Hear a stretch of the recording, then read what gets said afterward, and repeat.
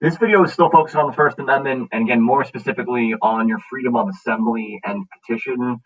So this is very similar, and it's kind of related to like freedom of speech. This is like relates to your right to gather and to protest the government, through like group participation, right? Like, so it's very similar to like speech.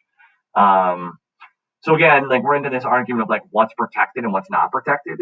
Clearly, like what is protected is the stuff that we're used to seeing. Like you can gather, you can march, demonstrations, those types of things.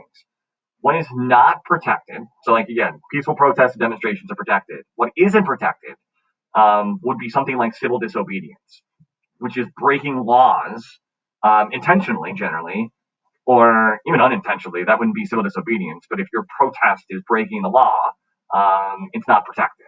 Civil disobedience is a little bit different because it's intentionally breaking the laws to try and highlight the unfairness of the law. So, for example, you obviously recognize that that is Dr. Martin Luther King, and that is a photo of him in jail in Birmingham, Alabama. Dr. King was jailed on several occasions for intentionally violating laws that limited the ability to demonstrate in public. And the idea of civil disobedience is you break the law, you're willing to deal with the aftermath of that, which for him was imprisonment on numerous occasions.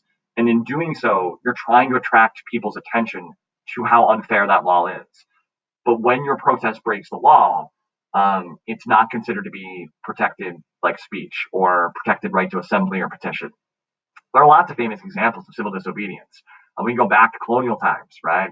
Throwing the tea in the harbor, right? That was like the initial American sort of action of like civil disobedience. You're breaking a law, damaging property to show the unfairness of like the tea tax, right? Or Rosa Parks, right? Sitting on the bus in the section that was designated for whites only. And again, being arrested and being willing to deal with the consequences of her actions because she felt like what she was doing was right and it was exposing the unjustness of a law, right? Or if you think about like the walkouts a couple years back after the school shooting in Parkland, Florida. But I mean, the idea of is this protected speech? So I walk out during a school day, or are you violating school rules and can you be disciplined for doing so? Right. So there are general limits on again all of your rights, including petition and assembly. So there are some basic rules for the government in what they can and they can't do when it comes to like protests and demonstrations. The government cannot regulate what's said. They have to be content neutral. So, like for example, if a local organization like you see pictured in the photo, like a KKK group, wants to demonstrate in Abington, Abington Township can't deny the permit to demonstrate because they disagree with what the KKK stands for, which I hope we can agree that we all disagree what they stand for. Um, but the government can't deny them a permit based on like the content of like what they say. Unless, of course, they're advocating violence. If there's an advocation of violence, then again we're playing by a different set of rules. But the government can regulate time and place.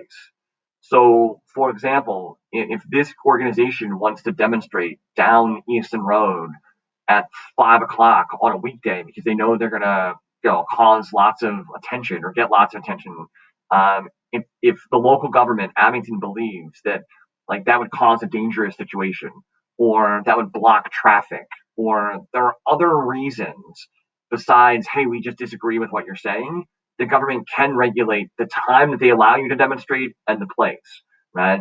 Maybe they decide like, okay, we're gonna rope off a section of a park, right, at a different time.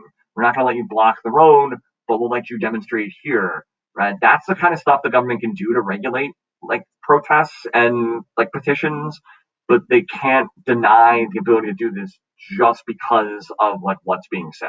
So that covers a little bit about assembly and petition.